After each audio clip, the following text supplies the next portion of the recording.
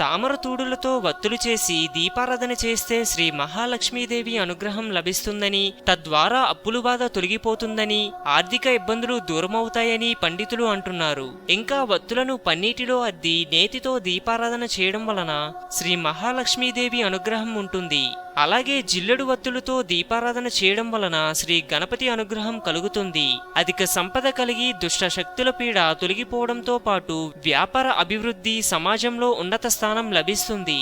ఇదే విధంగా మంచి పత్తితో చేసిన వత్తులతో దీపారాధన చేస్తే ఇంట్లో గల పితృదేవతలకు దోషాలు తొలగిపోతాయి. అరటినార వత్తులతో దీపారాధన చేస్తే ఆ ఇంట్లో మంచి సంతానం కలుగుతుంది.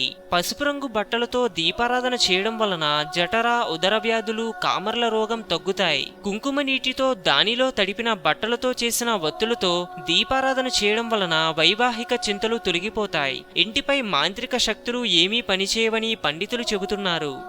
హిందూయిజం గురించి మరెన్నో గొప్ప గొప్ప విషయాలను తెలుసుకోవడం కోసం మా ఛానల్ని సబ్స్క్రైబ్ చేయండి. ఈ వీడియో మీకు నచ్చినట్టయితే లైక్ చేయండి, షేర్ చేయండి.